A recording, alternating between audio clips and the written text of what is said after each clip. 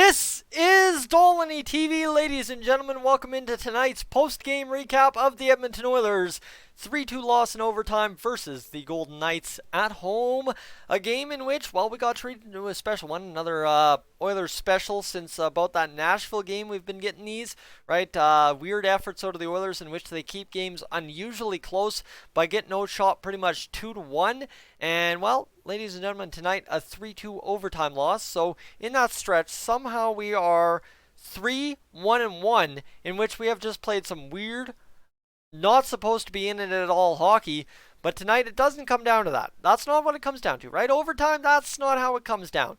In overtime, it comes down to, once again, the Oilers' age-old problem. And I'm sorry, this falls on nobody but Dave Tippett. I've talked about this before. Simply put, you cannot allow Leon Draisaitl to hog that much ice time in overtime. And yes, okay, Leon Draisaitl does the right thing, goes for a line change, and they score a goal on the line change. Well, you know what? It's not Bear's fault. It's not anyone else that was on the ice. It's not Koskinen's fault. It's, you know what? Leon Draisaitl played 2 minutes and 13 seconds. He was probably off the ice at the 2:10 mark. 2 minutes and 10 seconds straight of overtime ice time. And I'm sorry, you absolutely cannot win in overtime having one player play that much in overtime. That said, that ruins a great effort out of the Oilers this evening. Straight up, it ruins a great effort out of the Oilers this evening. And as much as you're inclined to blame Draisaitl, I'm sorry, if Draisaitl has more say than Dave Tippett in overtime, ladies and gentlemen, Houston, we have our problem. Alright, that's all I'm going to say. And the reason I'm upset and fired up about that post game is I've said that several times this season, is you simply cannot be standing out there taking up that much overtime ice time. It just simply doesn't work. I know, I get it. Connor Leon in overtime, automatic. Guess what? Now it's cost us, 2 or 3 times this year? I'm sorry, not automatic anymore. I'm getting a little sick of it. And that's it. That's it. Yeah, you got to blame Dry. I get the text message 3 minutes ago.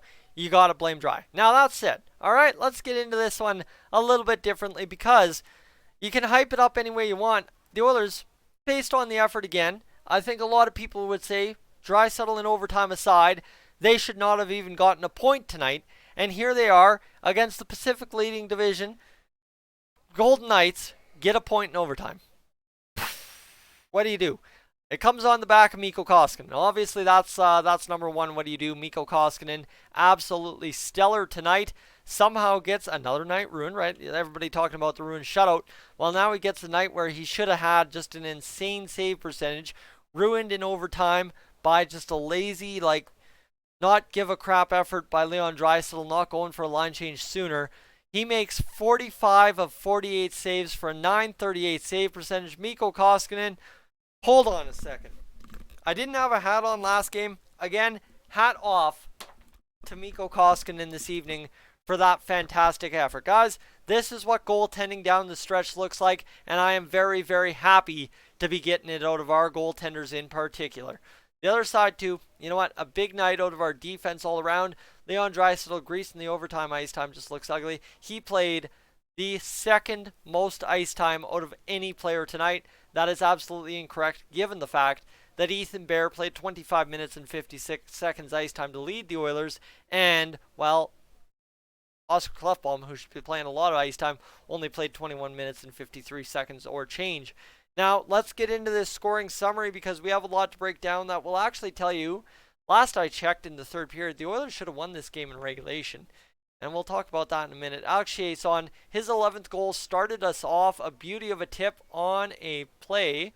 Somehow James Neal is getting an assist there. I don't know if that's correct. I think it should be Klefbom and Larson getting the assist. But if James Neal also tipped it, sure.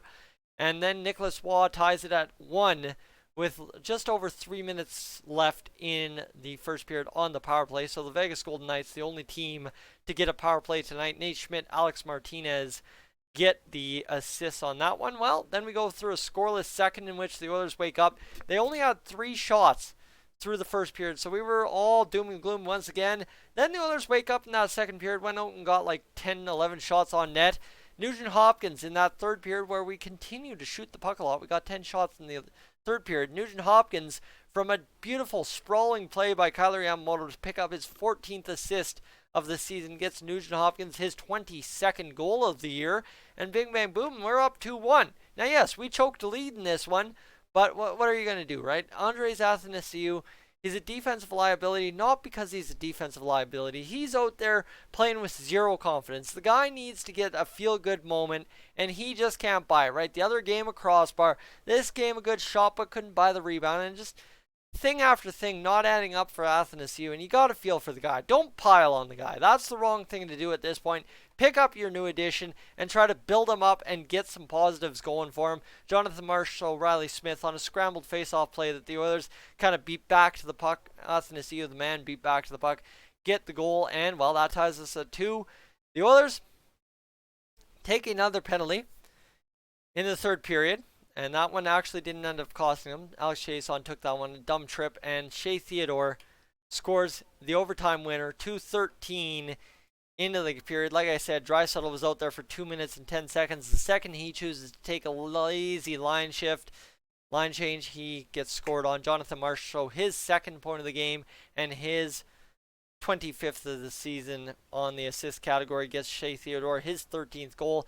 Shots 48-24 for the Golden Knights. Other than that, look at these categories. Check out these stat categories and tell me where the Oilers deserve to lose this game. 46-37. If the Golden Knights didn't have Reeves, probably 46-28 in the hit department. 34-29 the faceoffs won. That's the reason the Oilers lost. The Oilers lose tight games when they win more faceoffs than the other team. Weird stat I know to look at, to talk about, but that's a weird, troubling trend, and I don't understand how to make sense of that one. The giveaway takeaway category, the Oilers were actually +8. The Oilers had 16 giveaways. Actually, they were, +4. The Oilers had 16 giveaways. Golden Knights had 14, so it did catch up with us at the end there.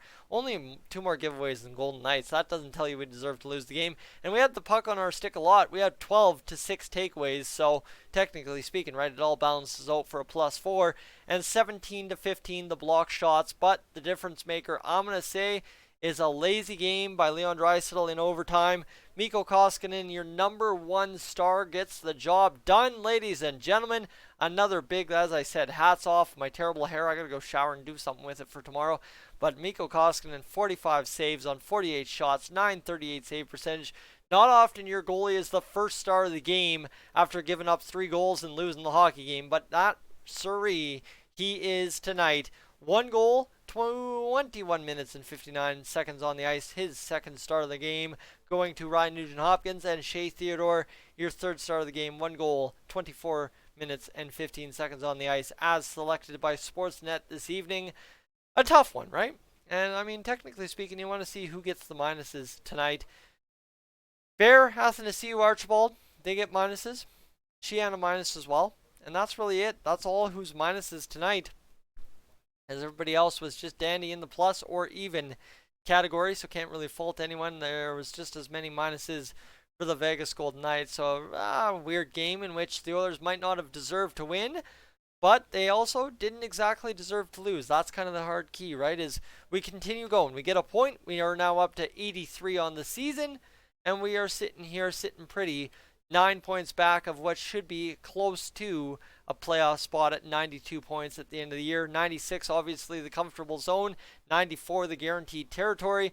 And, well, suddenly we are 1-1 in our last 4 games and sitting back 3 points back of the Vegas Golden Knights. That's, again, your ugly 4-point game this evening that sits us back, but the Golden Knights have 71 games played. That said, you know what?